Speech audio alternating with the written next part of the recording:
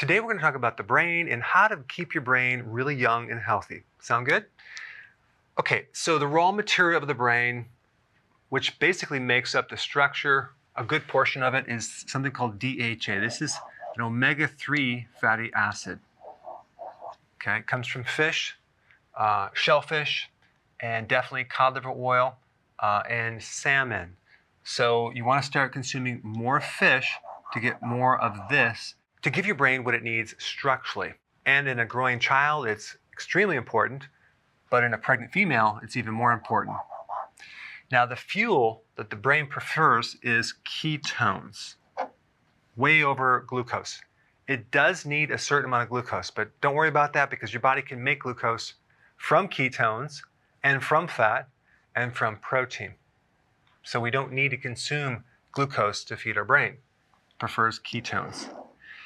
If you have glucose and ketones in the blood, the brain will always take ketones first. So if you're transitioning to ketosis, and let's say you have, insulin resistance, or you're pre-diabetic or you're diabetic and it takes longer, you can add MCT oil to beef up, no pun intended, your ketones, to basically get more ketones in your brain, and your brain will be happier. You'll have more energy. So let's talk about the different ways your brain can become damaged. One way is to deprive it of magnesium. Now, when you have a subclinical magnesium deficiency, maybe you don't consume enough vegetables or food with magnesium, the energy that's generated in little factories called mitochondria in your neurons are going to be deprived. And you're going to lose the quantity and the density of these synapses, okay? So magnesium is really, really important. There's a type of magnesium that works way better for the brain than other types of magnesium. Magnesium L-Threonate. This magnesium has a special quality of penetrating the blood-brain barrier, going in there and restoring these synapses and increasing the density of them. And it's great for increasing memory, cognitive function, learning, and extending your sleep a little longer as well. But don't forget to consume the green foods. And I'm not talking about lime green jello or pistachio ice cream. I'm talking about vegetables. Okay, now iron is a very toxic mineral for the brain and for the liver and for the heart if it's in excess amounts. It's very corrosive. It oxidizes the brain. If you find that you have high iron, it's a good idea to get tested. EDTA, it's a chelator, will help remove the excess. Just make sure you don't keep putting it back in by consuming certain supplements with a lot of iron. I'm going to put a link down below with more information on this specifically. If you haven't seen my video on iron, it's really important. Okay, next thing is atrophy of the brain. If you have insulin resistance or you're pre-diabetic or you're diabetic, what's going to happen over time, the brain is going to have atrophy. It's going to shrink. And that's going to create a lot of problems with your cognitive function. To help mitigate that or reverse that, you want to do ketosis. How do you do ketosis? You drop your carbs and you do intermittent fasting. Real simple. Now, certain parts of the brain have the capacity to grow new neurons. Thank goodness the parts of the brain that are involved with memory can regenerate. So to get new brain cells, intermittent fasting is probably the most important thing. And also regular, consistent exercise can also help with that. And it will also increase this other thing called BDNF, brain-derived neurotrophic factor, which is like Miracle-Gro for your brain. And these are the two triggers. There's other triggers as well. Okay, zinc, very important in preventing something called amyloid plaquing. That's involved in Alzheimer's. So this is kind of a type of protein that accumulates in this area right here of the synapses, and it interferes with the communication between the brain, and you start getting dementia. So zinc is very, very important in preventing this. The other thing that's really important in getting rid of amyloid plaquing is intermittent fasting and periodic prolonged fasting. Cell phones, very, very dangerous to your brain, okay? Especially when you're holding it right here. Never hold your cell phone. You're going to get EMF. If you haven't seen my video on that, you definitely need to watch it. This is not weird or a myth or something. It's real. I put a link down below, but do not touch the cell phone to your skull while you're talking like this. Hold it out here or have it on speakerphone, and definitely don't use the Bluetooth. I talk more about it in my video. And there's a couple things that can counter EMF radiation. Niacin at 50 milligrams per day would be good. Also, intermittent fasting is very beneficial. Vegetable oils, which cause a lot of oxidation, and it's similar to the effects that glucose will give you, as well as iron. So do not consume corn oil, canola, cottonseed, and soy oil. Instead, olive oil is much better. Okay, over here we have hypoxia, okay? That's a situation where you have a loss of oxygen in certain parts of your brain.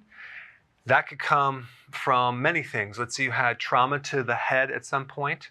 Let's say you had a stroke, TIA. Your parents dropped you on your head as a baby, or you have sleep apnea and you're restricting the oxygen to your brain.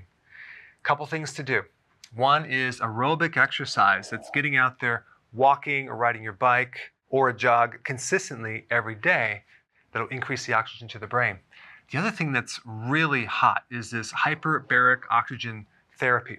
I'm going to put a link down below, but hyperbaric oxygen therapy has some serious hardcore research behind it. It's extremely effective, and you'll definitely want to know more about it, especially if you wanted to fix this right here. You're basically put in a container, and the oxygen is increased to nearly 100%. Normally, the air that you breathe, it's like 21% oxygen. Well, in a hyperbaric chamber, they're going to increase it close to 100%. And with all the pressure involved, it's going to force oxygen into your lungs, into your blood cells, and through the entire tissues, up into the brain. So if there's any areas of damaged or pockets of hypoxia or ischemia, which is a lack of oxygen, it'll feed that and help heal those tissues. They use it for many, many conditions, but it's great for your brain. Next thing is ketones. Running your body on ketones will increase the O2 and decrease the CO2. Now there's another condition which I believe many people have a subclinical version of this, but it's called Wernicke-Korsakoff. This is a B1 deficiency. It's going to affect your memory, especially in the development of new memories. It's going to affect your gait eventually. It can bring you to apathy, affect your vision, and sleep apnea. Simple B1. A lot of people are deficient in B1 and they don't even know it. Why are people deficient in B1? Simply because it's involved in the energy factory, mitochondria of the cell, when you're dealing with glucose. So if you're doing glucose or refined carbohydrates or sugar, you're going to burn up your B1 very fast and you're going to create a deficiency. So glucose, high fructose corn syrup, alcohol, white rice will just burn this up and start to develop these conditions right here. There's a lot of other conditions that a deficiency of B1 can create as well. I put a link down below in the description of a talk I did on B1 at the summit in 2018. If you haven't seen that, that's a really good presentation. Now, when you're deficient in iodine, okay, it can affect your IQ. So if you'd like to keep your IQ up, iodine is the answer.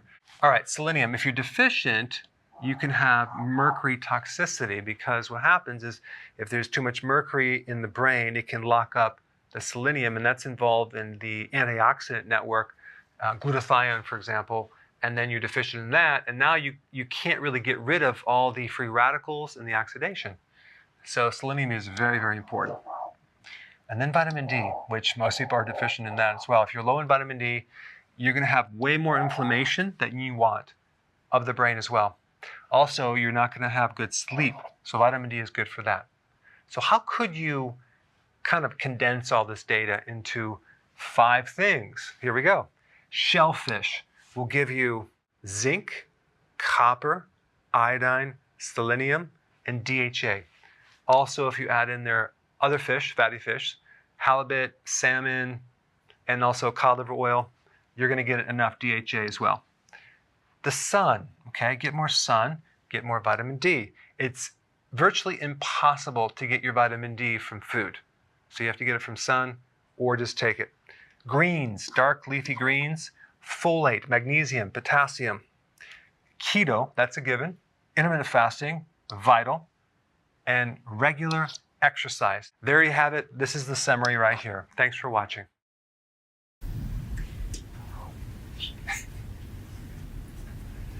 Thank you.